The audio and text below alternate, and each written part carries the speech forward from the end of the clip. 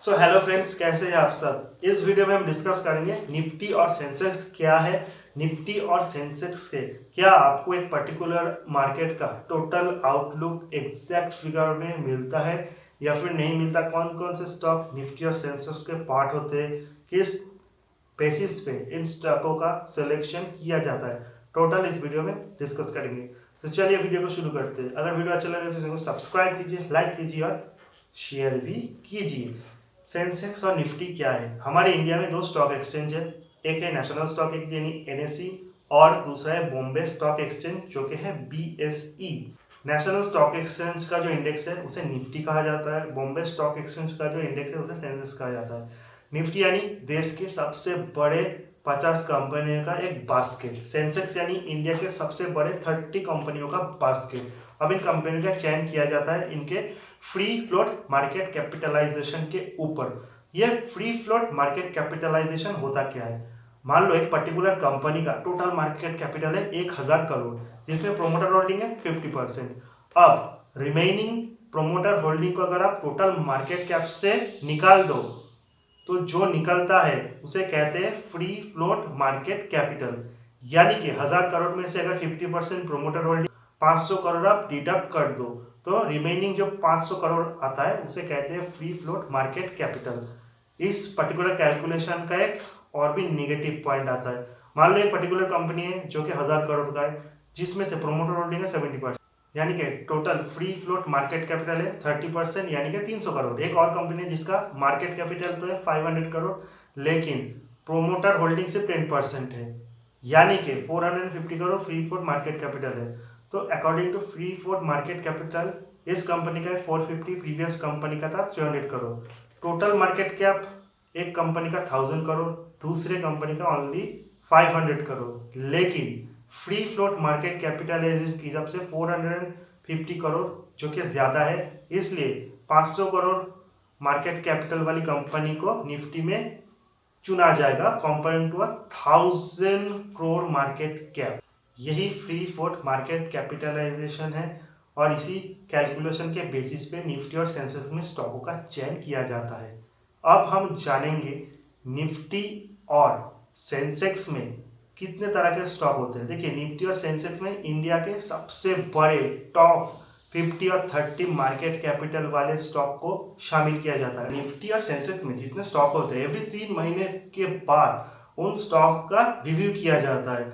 Review करने के बाद मानो किसी स्टॉक का परफॉर्मेंस अच्छा नहीं है तो ईयर ऑन ईयर उसका परफॉर्मेंस खराब है, एवरी क्वार्टर रिजल्ट खराब है, इससे कंपनी का मार्केट कैप तो घटता है। और पर्टिकुलर कोई कंपनी जो कि अभी निफ्टी मिड कैप या फिर निफ्टी नेक्स्ट 50 में शामिल है, उसका परफॉर्मेंस बहुत अच्छा है, रिसेंट उसका मार्केट कैप बहुत ज्यादा बढ़ गया है, तो फ्री फ्लोट मार्केट कैपिटलाइजेशन और परफॉर्मेंस के हिसाब से अगर कोई कंपनी जो कि मिड कैप का पार्ट है या फिर निफ्टी नेक्स्ट 50 का पार्ट है, उसका परफॉर्मेंस अच्छा हो तो उसे निफ्टी में शामिल किया जाएगा या फिर सेंसेक्स में शामिल किया जाएगा। और एग्जिस्टिंग कंपनी जिसका परफॉर्मेंस खराब है उसे निफ्टी और सेंसेक्स के निकाल दिया जाएगा। इसका एक नेगेटिव इम्पैक्ट पड़ता है शेयर होल्डर के ऊपर। मान लो आपने एक ऐसे शेयर में इन्वेस्ट किया जो अभी तो निफ्टी का पार्ट है, लेकिन इन फ्यूचर उसका परफॉर्मेंस खराब होने के कारण तो उसे निफ्टी से निकाला जा सकता है या फिर ऑलरेडी वो निफ्टी से निकल गया है। इससे क्या होता है, स्टॉक का परफॉर्मेंस खराब होता है, स्टॉक में बहुत ज्यादा सेल आता है। जो निफ्टी फंड होते हैं, इंडेक्स फंड होते हैं, वो उसमें बहुत जबरदस्त सेल करते हैं, स्टॉक का प्राइस घट जाता है और एक बार अगर निफ्टी से निकल के मिड कैप पे चला गया तो उसे रिकवर करने में बहुत ज़्यादा टाइम लगता है, उससे आपका कैपिटल फंस सकता है। नेक्स्ट, आप एक ऐसे स्टॉक का चयन करो on the basis of analysis and research जिसका परफॉर्मेंस बहुत अच्छा है, जिसका मार्केट कैप बहुत अच्छा है, मिनिमम 1 लाख करोड़ से ज़्यादा ऑलरेडी इसका मार्केट कैप पहुंच गया है या फिर पहुंचने वाला है, प्रॉफिट एंड लॉस स्टेटमेंट बहुत अच्छा है, इन फ्यूचर सारी DIFI इससे पॉजिटिव है और वो अभी मिड कैप का या फिर निफ्टी नेक्स्ट 50 का पार्ट है। तो इस स्टॉक में अगर आप इन्वेस्ट करोगे, जब वो स्टॉक निफ्टी में पार्टिसिपेट करेगा तो with in very future time में से बहुत ज़्यादा तगड़ा सेल आएगा और 20-30% स्पाइक तो वो आपको बहुत ही आसानी से दे देगा। एक बार निफ्टी का पार्ट होगा तो सारे इंडेक्स फंड आके उस स्टॉक में बाई करेंगे, जिससे उसका बहुत ज्यादा रिटर्न आपको मिलेगा। तो इस बात को कि आपको ध्यान पे रखना पड़ेगा। नेशनल स्टॉक एक्सचेंज में टोटल 1952 स्टॉक लिस्टेड है, जहां पे निफ्टी में सिर्फ 50 स्टॉकों को ही दिखाया जाता है। सेंसेक्स में हमको 30 स्टॉक देखने को मिलते, जहां पे बॉम्बे स्टॉक एक्सचेंज में 5439 स्टॉक है। तो ये हमेशा जस्टिफाई नहीं होता कि आप 50 स्टॉक के परफॉर्मेंस के हिसाब से निफ्टी को मूवमेंट को देखें और उसके बिहाफ पे 1050 स्टॉक को प्रेडिक्ट करें। वहीं पे सेंसेक्स में 30 स्टॉक के मूवमेंट के ऊपर सेंसेक्स अप या डाउन होता है, जिसके बेसिस पे आप ये कभी नहीं एग्जैक्ट जज कर पाओगे कि रिमेनिंग 5439 स्टॉक का परफॉर्मेंस क्या है। जब बड़े स्टॉक गिरते हैं तब निफ्टी सेंसेक्स भी गिरता है, इससे सारे जो छोटे mid cap small cap stock होते हैं उनको भी गिरावट आता है और उनका गिरावट बहुत बड़ा होता है। उसी तरह जब निफ्टी बढ़ता है तो जो निफ्टी का पार्ट नहीं भी होता, mid cap small cap remaining stock, वो भी अननेसेसरीली बढ़ता है। तो इससे हमें पूरे स्टॉक मार्केट के एग्जैक्ट आउटलुक का पता नहीं चलता। लेकिन हर पर्टिकुलर कंट्री में एक इंडेक्स होता है। जैसे यूएस में न्यूयॉर्क स्टॉक एक्सचेंज में नैस्डैक है, डाउ जोन्स है। नैस्डैक में मैक्सिमम जो कंपनी लिस्टेड है वो आईटी टेक्नोलॉजी के लिए लिस्टेड है। डाउ जोन्स जिसमें अमेरिका के टॉप 30 कंपनी लिस्टेड है। उसी तरह जापान का निकेई, जर्मनी का डैक्स, फ्रांस का सेस और लंदन का फुटसी जो है वो बहुत ही पॉपुलर इंडेक्स में शामिल है। और ये सारे इंडेक्स हमें क्या दिखाते हैं, एक पर्टिकुलर कंट्री का स्टॉक मार्केट का ओवरऑल आउटलुक। अगर मान लो डाउ जोन्स गिरता है तो हम क्या कहेंगे, आज यूएस मार्केट गिर गया, यूएस इकोनॉमी फॉल हो गया। उसी तरह निफ्टी अगर गिरता है तो सारा ब्लेम आता है इंडियन इकोनॉमी के ऊपर, जबकि निफ्टी में से 50 स्टॉक ही शामिल है और रिमेनिंग 1500 शेयर को भी बुरा ही कहा जाएगा। लेकिन अभी आप एग्जाम्पल को तो ये बात को डिटेल्स में जानेंगे कि कौन से शेयर निफ्टी में शामिल है और किन स्टॉक का वेटेज निफ्टी में कितना ज़्यादा है। तो फ्रेंड्स, निफ्टी में अभी सबसे बड़ा जो स्टॉक है वो है रिलायंस इंडस्ट्री, जिसका टोटल मार्केट कैप है 16 लाख करोड़ और इसका प्रोमोटर होल्डिंग है 50%, यानी कि फ्री फ्लोट मार्केट कैपिटलाइजेशन के हिसाब से इसका कैपिटल उतना ज़्यादा नहीं है।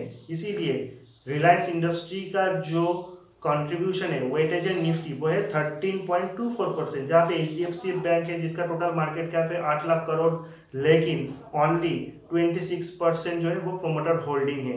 इससे HDFC बैंक का जो निफ्टी में टोटल वेटेज है वो है 10.25%, जहाँ पे एक और बैंक है ICICI बैंक जिसका मार्केट कैप तो है 3.26 लाख करोड़, लेकिन इसमें प्रोमोटर होल्डिंग है 0। इससे इसका टोटल जो कैपिटल है वो ही फ्री फ्लोट मार्केट कैपिटल है और इसीलिए निफ्टी में ICICI बैंक का जो कंट्रीब्यूशन है वेटेज है वो है 5.54%। और भी बड़ी कंपनी जो कि TCS है, जो कि IT सेक्टर का दिग्गज माना जाता है, इसका मार्केट कैप है 10 लाख करोड़, लेकिन TCS का प्रोमोटर होल्डिंग है 72% और इसका निफ्टी में वेटेज है ओनली 5.58%, जहाँ पे इन्फोसिस जिसका टोटल मार्केट कैप है 4.7 लाख करोड़, लेकिन इन्फोसिस का प्रोमोटर होल्डिंग थी 13% है।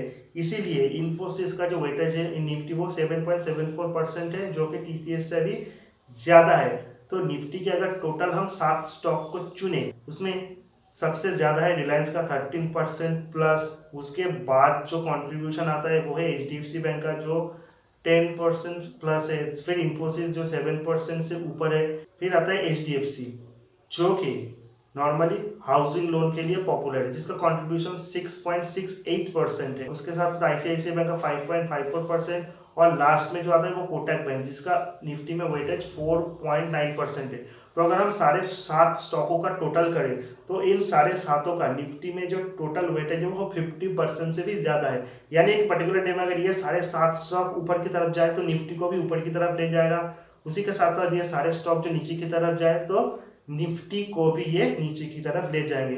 उसी तरह सारे बैंकों का भी इंडेक्स होता है जिसे हम बैंक निफ्टी कहते हैं, जिसमें टॉप 12 मार्केट कैपिटल वाले बैंक को शामिल किया गया है। अभी तो बैंक निफ्टी और बैंक निफ्टी में जितने बैंक है वो उसमें मैक्सिमम प्राइवेट बैंक ही है। PSU बैंक का परफॉर्मेंस खराब होने के कारण बहुत सारे बैंक है जो अभी बैंक निफ्टी का पार्ट नहीं है, जैसे कि HDFC बैंक जिसका वेटेज बैंक निफ्टी में है 26% और सेकंड आता है ICICI बैंक जिसका वेटेज निफ्टी बैंक निफ्टी में 20%, यानी कि आप सिर्फ HDFC बैंक और ICICI बैंक को जोड़ लो तो ऑलमोस्ट 50% वेटेज तो इन दोनों बैंक का है। पर्टिकुलर डे में अगर ये दोनों बैंक गिरता है तो बैंक निफ्टी ज़्यादा गिरेगा, ये दोनों बैंक बढ़ता है तो बैंक निफ्टी ज़्यादा बढ़ेगा। तो इस दोनों पर्टिकुलर बैंक को देख के तो आप बाकी बैंक को जज नहीं कर पाओगे, क्योंकि हर स्टॉक बढ़ने के और घटने के पीछे पर्टिकुलर न्यूज़ होता है। और जब ओवरऑल स्टॉक मार्केट में बहुत सारे स्टॉक एक साथ गिरते हैं तो ओवरऑल स्टॉक मार्केट भी गिरता है। सारे स्टॉक अगर अच्छा परफॉर्म करे तो ओवरऑल स्टॉक मार्केट भी ऊपर की तरफ जाता है। तो यही था निफ्टी और बैंक निफ्टी का exact truth. Nifty, Sensex, bank Nifty में कौन से स्टॉक शामिल होते हैं, किस हिसाब से उनका सिलेक्शन किया जाता है, और लास्ट में मैंने एग्जाम्पल के थ्रू भी आपको ये बताया कि हमेशा निफ्टी और बैंक निफ्टी को देख के आपको पूरे मार्केट का आउटलुक के बारे में डिसीजन नहीं लेना चाहिए। हर स्टॉक आप एनालिसिस कीजिए, हर स्टॉक का रिसर्च कीजिए। जब मार्केट गिरता है और एक पर्टिकुलर स्टॉक अननेसेसरी गिरता है तो आप स्टॉक में इन्वेस्टेड हो जाइए, और जब मार्केट बहुत बढ़ जाए और सारे स्टॉक जो कि उतना अच्छा नहीं है वो बहुत ज़्यादा बढ़ जाए, अननेसेसरीली उन स्टॉक से दूर रहे। अगर वो फ्यूचर का पार्ट है तो आप उनमें सेल भी कर सकते हो। तो I hope guys at the end of the video आपको निफ्टी, बैंक निफ्टी और सेंसेक्स क्या है इसका सारा डिटेल्स रिव्यू आपको मिल गया। अगर वीडियो अच्छा लगे तो सब्सक्राइब कीजिए, लाइक कीजिए, शेयर भी कीजिए। मिलते हैं अगले नेक्स्ट वीडियो में, तब तक के लिए गुड बाय।